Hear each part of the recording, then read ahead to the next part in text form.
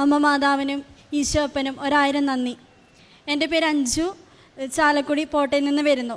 ഇതെൻ്റെ അനിയത്തി. എൻ്റെ അനിയത്തിക്ക് കിട്ടിയ രോഗസൗഖ്യത്തെക്കുറിച്ച് സാക്ഷ്യപ്പെടുത്താനാണ് ഞാൻ വന്നിരിക്കുന്നത്. എൻ്റെ അനിയത്തിക്ക് മെയ് 29 ഒക്കെ ആയപ്പോഴത്തേനും കണ്ടിന്യൂസ് ആയിട്ട് പനിയായിരുന്നു. പനി സാധാരണ ക്ലിനിക്കിൽ കൊണ്ടുപോയി കാണിച്ചു, സാധാരണ രീതിയിൽ ട്രീറ്റ്മെൻറ്റ് ചെയ്തു. പക്ഷേ പനിക്ക് കുറവൊന്നും ഉണ്ടായിരുന്നില്ല. അത് കഴിഞ്ഞ് ഒരു ഹോസ്പിറ്റലിൽ കൊണ്ടുവന്ന് ബ്ലഡ് ടെസ്റ്റ് ചെയ്തപ്പോഴാണ് അറിയണത് ബ്ലഡ് ക്യാൻസറിൻ്റെ ഇതൊക്കെയാണ് കാണിക്കാനുള്ളത്. അപ്പോൾ ഡോക്ടർ പറഞ്ഞു എത്രയും പെട്ടെന്ന് തന്നെ ഏതെങ്കിലും നല്ലൊരു ഹോസ്പിറ്റലിലേക്ക് കൊണ്ടുപോവുക. അങ്ങനെ ഞങ്ങൾ നേരെ രാജഗിരി ഹോസ്പിറ്റലിൽ നേരെ ICUവിൽ അഡ്മിറ്റ് ചെയ്തു. പിറ്റേ ദിവസം ഡോക്ടറെ കണ്ട് പറഞ്ഞപ്പോൾ പറയണത് ബുദ്ധിമുട്ടാണ്, കിട്ടാൻ ബുദ്ധിമുട്ടാണ്, എല്ലാ സെൽസ് ആണെങ്കിലും ഭയങ്കര കൂടുതലാണ്, അവിടുത്തെ ട്രീറ്റ്മെൻറ്റ് അവിടുത്തെ ടെസ്റ്റ് പോലും നമ്മളെ കൊണ്ട് ചെയ്യാൻ സാധിക്കുന്നുണ്ടായിരുന്നില്ല, സാമ്പത്തികമായിട്ട് അത്രയും ബുദ്ധിമുട്ടായിരുന്നു. അങ്ങനെ നേരെ ഞങ്ങൾ RCC ജൂൺ 1 RCCയിൽ ട്രീറ്റ്മെൻറ്റ് ആരംഭിച്ചു. ട്രീറ്റ്മെൻറ്റിൻ്റെ കീമോ സ്റ്റാർട്ട് ചെയ്തു. കീമോൻ്റെ ബേസിൽ ഇവർക്ക് എപ്പോഴും കൗണ്ട് കുറയും, പനിയായിരുന്നു. അപ്പോൾ കീമോ ചെയ്യാനായിട്ട് സാധിച്ചിട്ടുണ്ടായിരുന്നില്ല, കാരണം എപ്പോഴും പനിക്കും. അതിൻ്റെ ബേസിലുള്ള ട്രീറ്റ്മെൻ്റ് ആയിരുന്നു മുമ്പോട്ട് നടന്നുകൊണ്ടിരുന്നത്. അങ്ങനെ ഞങ്ങൾ ഒരു ദിവസം ഇതേപോലെ തന്നെ ഇടയ്ക്കിടയ്ക്ക് അഡ്മിഷൻ തന്നെ ഉണ്ടായിരുന്നുള്ളൂ. ബാക്കി കീമോൻ്റെ മരുന്നുകൾ ഭയങ്കര കുറവായിട്ടാണ് കയറിക്കൊണ്ടിരുന്നത്. അങ്ങനെ ഒരു കുറി പനി 102 വിട്ട് മാറണില്ല. അപ്പോൾ അതിൻ്റെ ഇടയിൽ കൃപാസനത്തെക്കുറിച്ച് അവിടെ ഹോസ്പിറ്റലിൽ അഡ്മിറ്റായ സമയത്ത് ഞാനും അനിയത്തിയും അപ്പച്ചനും മാത്രമേ ഉണ്ടായിരുന്നുള്ളൂ. അമ്മയ്ക്ക് വയ്യാണ്ട് അമ്മ ഇവിടെ തൃശ്ശൂരിലായിരുന്നു. ഞങ്ങൾ 3 പേരേ ഉണ്ടായിരുന്നുള്ളൂ. അപ്പോൾ ആ സമയത്ത് ആൻറ്റിമാരാണെങ്കിലും കൃപാസന പ്രാർത്ഥനകൾ, പത്രം എല്ലാം കൊടുത്തു വിട്ടിട്ടുണ്ടായിരുന്നു. പക്ഷെ എന്നെ സംബന്ധിച്ചിട്ട് എനിക്ക് കൃപാസനം വലിയ വിശ്വാസമുള്ള കൂട്ടത്തിലായിരുന്നില്ല. പ്രാർത്ഥിക്കും എന്നിരുന്നാൽ പോലും എനിക്കറിയില്ലായിരുന്നു എന്താ കൃപാസനമെന്നോ അല്ലെങ്കിൽ എന്താ മാതാവിൻ്റെ അത്ഭുതങ്ങളോ ഒന്നും എനിക്കറിയില്ലായിരുന്നു. അത് കഴിഞ്ഞ് ഞങ്ങൾ ഹോസ്പിറ്റലിൽ വാർഡിലിരുന്ന് ഞങ്ങൾ വൈകുന്നേരത്തെ പ്രാർത്ഥനകൾ ചൊല്ലും. പ്രാർത്ഥന ചൊല്ലണ സമയത്ത് ഞാൻ മാതാവിൻ്റെ പ്രത്യക്ഷീകരണ പ്രാർത്ഥന മനഃപൂർവ്വം ഞാനത് ചൊല്ലാറില്ല, ബാക്കി കൊന്തൊക്കെ എത്തിച്ച് കഴിഞ്ഞാൽ അവസാനിപ്പിക്കാമെന്നുള്ള രീതിയിലായിരുന്നു. അപ്പോൾ അനിയത്തി അടുത്ത് പറയും മാതാവിൻ്റെ പ്രാർത്ഥന ചൊല്ലാം എന്നുള്ള രീതിയിൽ അവളാണ് എൻ്റെ അടുത്ത് പറയാറ്. അങ്ങനെ ഈ പനി വന്ന് 102, പനി മാറണില്ല. ട്രീറ്റ്മെൻറ്റ് ചെയ്യുന്നുണ്ട്, പനി മാറണില്ല. ഡോക്ടേഴ്സ് പല ടെസ്റ്റുകൾ ചെയ്യുന്നുണ്ട്, എന്നിരുന്നാലും പനി മാറാത്തൊരവസ്ഥ. അങ്ങനെ ഞങ്ങൾ ഉടമ്പടി ഓൺലൈനായിട്ട് ഉടമ്പടി എടുക്കാമെന്ന് ഞാൻ മനസ്സിൽ വിചാരിച്ചു. ഉടമ്പടി എടുക്കാം, അപ്പോൾ അത്ഭുതം നടക്കുകയാണെങ്കിൽ എന്നുള്ള രീതിയിൽ മനസ്സിൽ വിചാരിച്ചു. അങ്ങനെ നോക്കി ട്രിപ്പ് കയറിക്കൊണ്ടിരിക്കുന്നുണ്ട്, പനി മാറണില്ല. അങ്ങനെ ഞാൻ പിന്നെ നോക്കിയപ്പോൾ പനി ഓക്കെ, നോർമലായി. അപ്പോൾ ഞാൻ വിചാരിച്ചു ഇനി വേണ്ട, ഉടമ്പടി എടുക്കണ്ട എന്നുള്ള രീതിയിൽ നിന്ന് അന്ന് ആ ഒരു സമയം കൊണ്ട് തന്നെ പനി പിന്നെയും ഭയങ്കരമായിട്ട് കൂടി 102, 103 വന്നു. അപ്പോൾ തന്നെ ഞാൻ രാത്രി 12 മണിക്ക് ശേഷം എല്ലാവരും കിടന്നു. ഞാൻ വാർഡിൽ വേഗം ഇരുന്ന് ടോക്കും കാര്യങ്ങളൊക്കെ കേട്ട് ഞാൻ ഉടമ്പടി ഓൺലൈനായിട്ട് ഉടമ്പടി എടുത്തു. അപ്പോൾ എനിക്കറിയാം ഇവൾക്ക് പനിക്കണ സമയം അല്ലെങ്കിൽ ആ ഒരു ബോട്ടിലിൻ്റെ അല്ലെങ്കിൽ ആ മരുന്നിൻ്റെ ആ ഒരു എഫക്റ്റ് മാറുമ്പോൾ അവൾക്ക് പനിക്കുന്ന അറിയാം. അപ്പോൾ ഞാൻ അടുത്ത് ഇങ്ങനെ എപ്പോഴും തൊട്ടുകൊണ്ടിരിക്കും, അടുത്ത് പനിക്കണ സമയം എനിക്ക് അറിയുന്നുണ്ട്. പക്ഷെ രാവിലെ എപ്പോഴും പനിക്കണില്ല. അപ്പോൾ എനിക്ക് ഭയങ്കര ഒരു അത്ഭുതം പോലെ. പിന്നെ നോക്കിയപ്പോൾ ഭയങ്കരമായിട്ട് വിയർത്ത് കിടക്കാം. എനിക്കത് പനിക്കണ സമയത്ത് അവൾ മൊത്തം വിയർത്ത് കിടക്കാം. അപ്പോൾ എനിക്ക് വിശ്വാസമായി. ഫസ്റ്റ് എനിക്ക് ആ ഒരു വിശ്വാസം വന്നത് ആ ഒരു ദിവസമാണ്. അന്ന് ഞാൻ അവളുടെ അടുത്ത് പറഞ്ഞു ഞാനിങ്ങനെ മാതാവിൻ്റെ അടുത്ത് ഞാൻ ഓൺലൈൻ ഉടമ്പടി എടുത്തിട്ടുണ്ടെന്നപ്പോൾ അവൾക്ക് ഭയങ്കര സന്തോഷം. ഒരു 13 വയസ്സുള്ള ഒരു കൊച്ച് അത്രയും വിശ്വാസത്തിൽ. അങ്ങനെ ഞങ്ങൾ എല്ലാ ദിവസവും വാർഡിലായിരുന്നെങ്കിൽ ഞങ്ങൾ അത്രയും നേരത്തെ എഴുന്നേക്കും. മറ്റു രോഗികൾ വാർഡിൽ ഒത്തിരി രോഗികളുണ്ടല്ലോ, അവരെക്കാളും ഇത്രയോ നേരത്തെ ഞങ്ങൾ എഴുന്നേറ്റ് 5:30 ആകുമ്പോഴത്തേന് ഞങ്ങൾ പ്രാർത്ഥിക്കാനുള്ള ആ രീതിയിലേക്ക് എത്തും. അങ്ങനെ ഞങ്ങൾ 1 മാസത്തെ ട്രീറ്റ്മെൻറ്റ് എടുത്ത് അടുത്ത ബോൺമാരോ ടെസ്റ്റ് ചെയ്യണം. തണ്ടലുമെന്നാണ് ടെസ്റ്റ് ചെയ്യുക. പക്ഷെ ആ സമയമായപ്പോഴത്തേനും ഉണ്ണീനെ സംബന്ധിച്ചിട്ട് ഭക്ഷണം കഴിക്കില്ല, എഴുന്നേറ്റ് നടക്കില്ല, എപ്പോഴും ഭയങ്കര വീക്ക്, ഒട്ടും വയ്യാത്തൊരവസ്ഥ. അത് കഴിഞ്ഞ് ടെസ്റ്റ് ചെയ്തു. അപ്പോൾ ഫസ്റ്റ് ടെസ്റ്റ് ചെയ്യുമ്പോൾ ശരിക്കും പറയണത് ഒന്നിങ്ങനെ പൂർണ്ണമായിട്ട് നെഗറ്റീവ് എന്നുള്ള റിസൾട്ട് കിട്ടണം, അല്ലെങ്കിൽ 5% താഴെ വരണം എന്നാണ് പറയുക. പക്ഷേ ഉണ്ണിനെ സംബന്ധിച്ചിട്ട് 5% എന്നുള്ളത് 12.15% അത്രയും കൂടുതലാണ് പറഞ്ഞത്. അപ്പോൾ ഡോക്ടേഴ്സ് പറഞ്ഞു അവരൊരിക്കലും ഈ ഒരു റിസൾട്ട് അക്സെപ്റ്റ് ചെയ്യുന്നതല്ല, കാരണം ഈ ഒരു കോഴ്സ് ചെയ്ത് കഴിഞ്ഞാൽ എങ്ങനെ പോയാലും ഈ ഒരു റിസൾട്ടാണ് അവർ പ്രതീക്ഷിക്കുന്നത്. അങ്ങനെ അവർ പറഞ്ഞു ഞങ്ങളൊന്ന് തീരുമാനിക്കട്ടെ, ഞങ്ങളൊന്ന് ഡോക്ടേഴ്സിനോട് ഡിസ്കസ് ചെയ്തിട്ട് നിങ്ങളുടെ അടുത്ത് പറയാം എന്ന് പറഞ്ഞു. ഒരു ഹോപ്പില്ലാത്ത രീതിയിൽ അവർ സംസാരിച്ചു. അങ്ങനെ ആ ഒരു ദിവസം പിറ്റേ ദിവസം ഞാൻ 14-ാം തീയതി ജൂലൈ 14-ാം തീയതി ഞാൻ വാശി പിടിച്ചിട്ട് ഞാൻ ഉണ്ണീനെ അപ്പച്ചൻ്റെ അടുത്ത് ആക്കിയിട്ട്, ഉണ്ണിക്കെന്ന് പറയുമ്പോൾ ഒന്നും ചെയ്യാൻ പറ്റാത്ത അവസ്ഥയിൽ ഒരു ട്രസ്റ്റിലാണ് താമസിച്ചിട്ടുണ്ടായിരുന്നത്. മറ്റമ്മമാർ അവരെ ഏൽപ്പിച്ച് എന്ത് ധൈര്യത്തിലാണ് ഞാനിങ്ങോട്ട് വന്നതെന്ന് എനിക്കറിയില്ല. ഇവിടെ വന്ന് ബസ് ഇറങ്ങിയപ്പോൾ എന്തോ സ്വർഗം കിട്ടിയൊരു ഫീലായിരുന്നു എനിക്ക്. എല്ലാ കാര്യങ്ങളും ഉടമ്പടി എല്ലാ കാര്യങ്ങളും ഞാൻ അത്രയും തീക്ഷ്ണതയോടെ കേട്ടു. ഓരോ കാര്യങ്ങളും കരഞ്ഞുകൊണ്ട് തന്നെ ഞാൻ ഇവിടെ ഇരുന്ന് കേട്ടതും അത്രയും ഓരോ കാര്യങ്ങൾ ചെയ്തുകൊണ്ടിരുന്നതും. അങ്ങനെ ഉടമ്പടി എടുത്തു. വീട്ടിലേക്ക് പോയപ്പോൾ എനിക്ക് എന്തോ എൻ്റെ കയ്യിൽ എന്തോ ഉണ്ട്, ഞാൻ എന്തോ നിധികൾക്ക് വേണ്ടി എന്തോ ഞാൻ കരുതി എന്നൊരു രീതിയിലാണ് ഞാൻ പോയത്. പിന്നെ അങ്ങനെ ഞങ്ങൾ വിശ്വാസ തൈലം ടെസ്റ്റ് ചെയ്യുന്നത് ബോൺമാരോ തണ്ടലിനായതുകൊണ്ട് തണ്ടലിന് നെറ്റിയിൽ എല്ലാ ദിവസവും ഉപയോഗിച്ചിരുന്നു. അതേപോലെ ഉപ്പ് ഭക്ഷണത്തിൽ എനിക്കറിയാം, കാരണം ഡോക്ടേഴ്സ് പറഞ്ഞു മരുന്ന് ഇവളുടെ ശരീരത്തിൽ ഫലിക്കുന്നില്ല. അപ്പോൾ എനിക്ക് അറിയാം മരുന്ന് കൊണ്ട് കാര്യമില്ല. അപ്പോൾ ഞാൻ മാതാവിനോട് പറയാം, അമ്മ മാതാവേ, ഈ ഉപ്പിലാണ് അവൾക്ക് ജീവനുള്ളൂ, മരുന്നുകളെ എനിക്ക് വിശ്വാസമില്ല എന്ന് ഉറക്കെ മനസ്സിൽ ഞാൻ പറഞ്ഞുകൊണ്ട് തന്നെയാണ് ഞാൻ വിശ്വാസ പ്രമാണം ചൊല്ലി ഉപ്പ് അവളുടെ ഭക്ഷണത്തിൽ ഇട്ട് കൊടുത്തിരുന്നത്. അത് കഴിഞ്ഞ് പിറ്റേ ദിവസം ഡോക്ടേഴ്സ് പറയണത് മരുന്ന് വേണമെങ്കിൽ നമുക്ക് ചെയ്ത് നോക്കാം, പക്ഷേ കാര്യമില്ല, നമുക്ക് ബോൺമാരോ മാറ്റി വയ്ക്കുക ആയിരിക്കും നല്ലൊരു ഓപ്ഷൻ എന്നുള്ള രീതിയിൽ അവർ സംസാരിച്ചു. ബോൺമാരോ മാറ്റി വയ്ക്കുക എന്നുള്ള ഫണ്ട് എങ്ങനെ പോയാലും ഒരു 30-45 ലക്ഷത്തിൻ്റെ അടുത്ത് എങ്ങനെ പോയാലും വരും. അങ്ങനെ ഞങ്ങൾ വേറെ വഴിയൊന്നുമില്ല. അപ്പോൾ ഞാൻ അത് കഴിഞ്ഞിട്ട് ഒരു തിങ്കളാഴ്ച OP ഡോക്ടർ അവരുടെ അടുത്ത് നമ്മുടെ തീരുമാനം അവരെ അറിയിക്കാൻ വേണ്ടി OP പറഞ്ഞു. ആ സമയത്ത് ഇവളുടെ കൗണ്ട് എന്ന് പറയുന്നത് വെറും 800 ഉണ്ടായിരുന്നുള്ളൂ. 800 കൗണ്ട് എന്ന് പറയുന്നത് നമ്മൾ ആ പേഷ്യൻറ്റിന് അത്രയും നല്ല രീതിയിൽ തന്നെ ട്രീറ്റ് ചെയ്യേണ്ട ഒരു അവസ്ഥയാണ്. പക്ഷേ എൻ്റെ വിശ്വാസം അതുകൊണ്ട് ഞാൻ ഹോസ്പിറ്റലിൽ പോയില്ല, നേരെ ഇവിടെ വന്ന് അച്ഛനെ കണ്ട് ബ്ലെസ്സിങ് വാങ്ങാനുള്ള ഇങ്ങോട്ട് വന്നു. അങ്ങനെ ഇവിടെ വന്നു, ടോക്കൺ എടുത്തു, മജ്ജ മാറ്റിവയ്ക്കൽ ശസ്ത്രക്രിയ എന്ന് പറഞ്ഞിട്ട് ആ കാർഡിൽ എഴുതി കൊടുത്തു. നേരെ അച്ഛനെ കണ്ട് ബ്ലെസ്സിങ് വാങ്ങാൻ വേണ്ടി നിന്നു. അച്ഛൻ പ്രാർത്ഥിച്ചത് എങ്ങനെയാണെന്ന് വെച്ചാൽ ഓപ്പറേഷൻ ഇല്ലാതെ അസുഖം മാറിപ്പോവട്ടെ എന്നുള്ള രീതിയിലാണ് അച്ഛൻ പ്രാർത്ഥിച്ചത്. അപ്പോൾ എനിക്ക് നല്ല വിശ്വാസമായിരുന്നു, ഞാൻ എന്ത് വന്നാലും ഓപ്പറേഷൻ ഉണ്ണിക്ക് ഉണ്ടാവില്ല എന്നുള്ളൊരു വിശ്വാസം ഉണ്ടായിരുന്നു. അതേപോലെ തന്നെ അത് കഴിഞ്ഞ് ഞങ്ങൾ നേരെ വെല്ലൂർ ഹോസ്പിറ്റൽ, തമിഴ്നാട് വെല്ലൂർ ഹോസ്പിറ്റലിലേക്ക് RCCന്ന് മാറി. അവിടെ നമ്മളവിടെ ചെല്ലുമ്പോൾ തന്നെ അവർ വീണ്ടും ബോൺമാരോ ടെസ്റ്റ് ചെയ്യും. നമ്മൾ RCCയിൽ ചെയ്ത ട്രീറ്റ്മെൻറ്റോ അല്ലെങ്കിൽ അവിടുത്തെ ഒരു സർട്ടിഫിക്കറ്റ് അവരെടുക്കില്ല.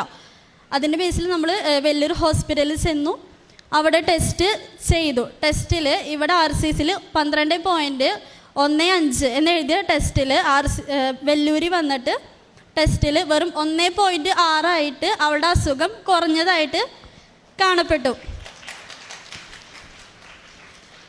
ഉണ്ണിക്ക് ടെസ്റ്റ് ചെയ്യാൻ ഉപയോഗിച്ച ഓരോ ഇഞ്ചക്ഷനായിട്ട് മരുന്നായിക്കോട്ടെ എല്ലാ വസ്തുക്കളിലും ഞാൻ വിശുദ്ധ തൈലം വെച്ചിട്ട് കുരിശ് വരയ്ക്കുകയും ഉപ്പ് ഇട്ട് പ്രാർത്ഥിച്ചിട്ട് തന്നെയാണ് ഡോക്ടേഴ്സിന് കൊടുത്തിട്ടുണ്ടായിരുന്നുള്ളൂ. അതിൻ്റെ അത്ഭുതം ആ റിസൾട്ടിൽ കണ്ടു. അങ്ങനെ വൈകാതെ ഞങ്ങൾ വീണ്ടും RCCയിലേക്ക് തന്നെ ട്രീറ്റ്മെൻറ്റിനായിട്ട് വന്നു. അപ്പോൾ RCCയിൽ വന്നപ്പോൾ അവർക്ക് പിന്നെ സംശയം, ഇനി വല്ല എന്തെങ്കിലും മിസ്റ്റേക്ക് വന്നതാണോ എന്ന് വിചാരിച്ചിട്ട് അവർ വീണ്ടും ടെസ്റ്റ് ചെയ്തു. ആ ടെസ്റ്റിൽ 1.6 എന്നുള്ളത് വെറും 0.9 ആയിട്ട് പിന്നെ അത്ഭുതം ഞങ്ങൾ കണ്ടു.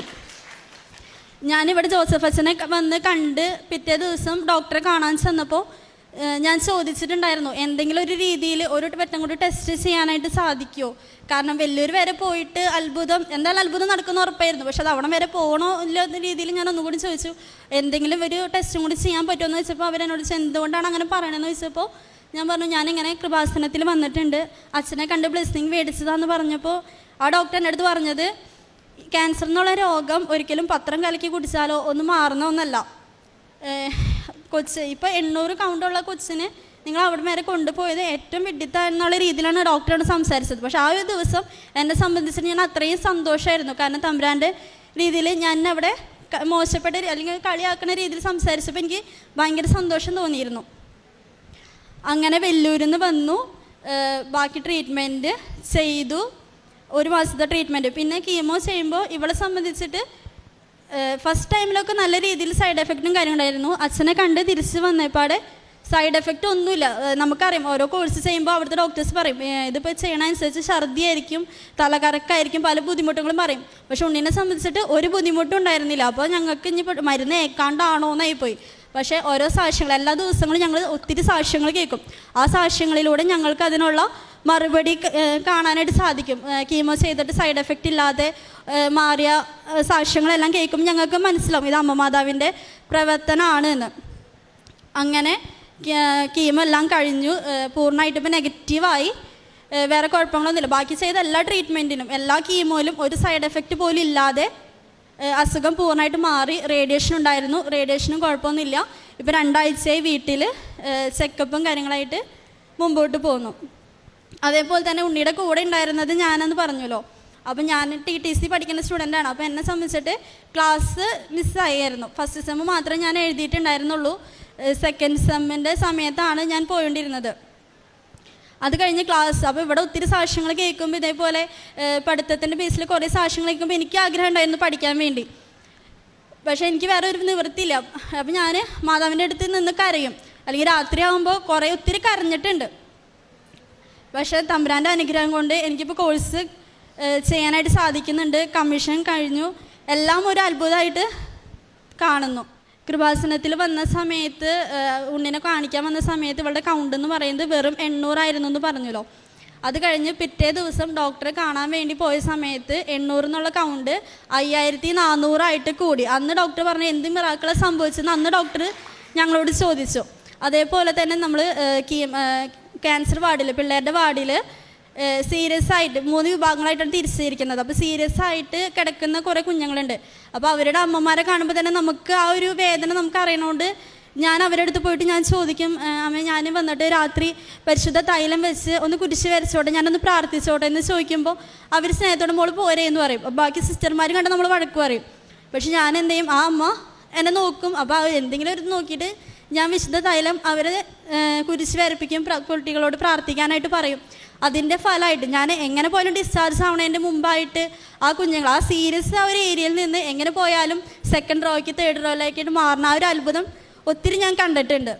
പരിശുദ്ധ അമ്മയുടെ മധ്യസ്ഥതയിൽ ഇപ്പം തൻ്റെ ഈ സഹോദരിക്ക് വേണ്ടിയാണ് ഏറ്റവും പ്രധാനപ്പെട്ട ഉടമ്പടി എടുത്തതും എന്ന് സാക്ഷ്യപ്പെടുത്തുന്നതും. അപ്പോൾ ഈ വലിയൊരു സൗഖ്യത്തിൻ്റെ കാര്യമാണ്. അതിൽ ഏറ്റവും പ്രധാനപ്പെട്ട ഈ മജ്ജമാറ്റൽ ശസ്ത്രക്രിയ പറഞ്ഞതിന് ശേഷം അതിൽ നിന്ന് കിട്ടിയ വലിയൊരു ഇത്രയും പൈസ എക്സ്പെൻസീവായിട്ടുള്ളൊരു രോഗത്തിൽ നിന്ന് ഇവിടെ വന്ന് പ്രാർത്ഥിച്ച് ഉടമ്പടി എടുത്തു. അപ്പം വളരെ വ്യക്തമായിട്ട് ഇങ്ങനെ ഈ മകൾക്ക് വേണ്ടി ഇങ്ങനെ എടുക്കാനായിട്ട് ഒരു ഉടമ്പടി എടുത്ത് ഇത്രയും തീക്ഷ്ണതയോടെ വിശ്വാസത്തോടെ പ്രാർത്ഥിക്കാനായിട്ട് ഒരു സഹോദരിയെ ലഭിക്കുവാനെന്ന് പറയുന്നത് തന്നെ വലിയൊരു അനുഗ്രഹമാണ്. ഒരാൾക്ക് വേണ്ടി ഇത്രയും തീക്ഷ്ണതയോടെ ഒരമ്മയെപ്പോലെ പ്രാർത്ഥിക്കാനായിട്ട് ഒരു കൂടപ്പിറപ്പിന് സാധിക്കുകയും അതിനുവേണ്ടി ചെയ്യുകയും അത്രയും വിശ്വാസത്തിൻ്റെ ഒരു അനുഭവത്തിലേക്ക് കൊണ്ടുവരാനായിട്ട് ഇടവരിക. അതും തന്നെ ഈ ചെറുപ്പ കാലഘട്ടത്തിൽ തന്നെ അങ്ങനെ ഒരു വിശ്വാസത്തിൻ്റെ ഒരു വളർച്ച ഒരു ലഭിക്കുക എന്ന് പറയുന്നത് തന്നെ അതും ഒരു അത്ഭുതമാണ്. രണ്ടാമത്തേത് കൂടെ നിൽക്കുന്ന നമ്മൾ കാര്യങ്ങളെല്ലാം പരിശുദ്ധ അമ്മയുടെ ഇടപെടലാൽ ക്രമീകരിക്കുമെന്നും വലിയൊരു സൗഖ്യത്തിന് കാരണമായി എന്നുള്ളതാണ് ഏറ്റവും പ്രധാനപ്പെട്ട സാക്ഷ്യം. പിന്നെ പരിശുദ്ധ അമ്മ തൻ്റെ പരീക്ഷയുടെ സമയത്തും എല്ലാം കൂടെ ഉണ്ടായിരുന്നു എന്നുള്ളതും, ഒപ്പം വ്യക്തിപരമായിട്ട് പിന്നെ പറയുന്നത് അവിടെ ഉണ്ടായിരുന്ന സമയത്ത് അവിടെ പ്രാർത്ഥിച്ച ഇടങ്ങളിലും ഒരു സൗഖ്യം ദർശിച്ചു എന്നുള്ളതാണ്. അപ്പം ഇതൊരു വിശ്വാസത്തിൻ്റെ യാത്രയാണ്. ഒരു പക്ഷേ ഇപ്പോഴും നമ്മളൊരു നോമ്പ് കാലത്തിൻ്റെ അവസാന സമയമാണ്. ഇന്നും കർത്താവ് കുരിശിൽ മരിച്ചത് ഭോഷത്തരമാണ് എന്ന് പറയുന്ന സമൂഹം ഇന്നും ലോകത്ത് ജീവിക്കുകയും അപ്പം ഇന്ന് അത്ഭുതങ്ങളും അടയാളങ്ങളും ദൈവനിഷിദ്ധമല്ല, അത് ബെൽസെബൂലിനെ കൊണ്ടാണെന്ന് പറയുന്നൊരു സമൂഹം അന്നത്തെ പോലെ ഇന്നും നിലനിൽക്കുന്നു. കർത്താവിൻ്റെ കുരിശുമരണത്തെ ധ്യാനിക്കുമ്പോഴും കർത്താവ് നേരിട്ട് വന്ന് സത്യവചനം പ്രഘോഷിക്കുമ്പോഴും അടയാളങ്ങൾ പ്രവർത്തിക്കുമ്പോഴും കൂടെ ഒരു കൂട്ടം സമൂഹം നിശ്ചിതമായിട്ട് വിമർശിക്കാനും കുരിശിൽ കയറ്റുവാനും യഥാർത്ഥ വിശ്വാസത്തിലേക്ക് കടന്നു വന്നില്ലെന്നുള്ളൊരു ബോധ്യം എപ്പോഴും നമുക്കുള്ളത് നല്ലതാണ്. കർത്താവ് മനസ്സിൻ്റെ തുറവിയുള്ളവർക്ക് അത് ആർക്കാണെങ്കിലും ദൈവം അടയാളങ്ങൾ പ്രവർത്തിച്ചു എന്നുള്ളതാണ്. അതിപ്പം കർത്താവിൻ്റെയൊക്കെ കടന്നു വന്ന യഹൂദരാണെങ്കിലും ശതാധിപരാണെങ്കിലും നിക്കദേമോസ് ആണെങ്കിലും ഇതൊക്കെ കാണിക്കുന്നത് കർത്താവ് തിരഞ്ഞെടുത്തവർ മാത്രമല്ല, കർത്താവിനെ അംഗീകരിക്കാനായിട്ട് താല്പര്യം. അതിപ്പം ഇവിടെ സാക്ഷ്യങ്ങൾ പരിശോധിക്കുമ്പോൾ നിങ്ങൾക്കത് വ്യക്തമായിട്ട് മനസ്സിലാവും. ഇതിലൊരു ക്രിസ്തീയ മതം എന്നങ്ങനൊരു ഇതൊന്നുമില്ല. പക്ഷേ ഈ ഒരു അരൂപിലേക്ക് കടന്നു വരുന്ന എല്ലാവരും ഒരു പക്ഷേ നേരത്തെ അറിഞ്ഞവരെക്കാളും വലിയ അനുഭവങ്ങൾ പങ്കുവെക്കുന്നുണ്ട്. അപ്പം ഇന്നും ഈ ഒരു കഥ ആവർത്തിക്കപ്പെടുമ്പോഴും വിശ്വാസത്തിൽ സ്ഥിരതയോടെ പിടിച്ചു നിൽക്കുന്നവർക്ക് അനുഭവങ്ങൾ ഉണ്ടാവുന്നതാണ്. ഈ മകൾ ഒരു അനുഭവം വെച്ച് സാക്ഷ്യപ്പെടുത്തിയത്.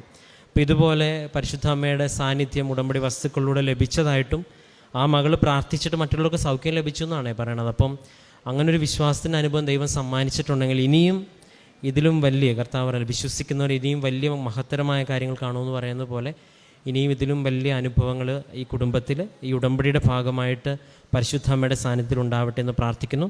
പരിശുദ്ധ അമ്മ വഴി ഈ കുടുംബത്തിന് ഏറെ പ്രത്യേകിച്ച് ലഭിച്ച വലിയ സൗഖ്യത്തിനും അതിനോടൊപ്പം തന്നെ ലഭിച്ച വിശ്വാസത്തിൻ്റെ ആഴത്തിനെയും പ്രതി നമുക്ക് കരങ്ങളടിച്ച് ദൈവത്തിൻ്റെ നാമം മഹത്വപ്പെടുത്തും. അത്യപൂർവ ദൈവാനുഭവങ്ങൾ ഇനി നിങ്ങൾക്കും സ്വന്തം.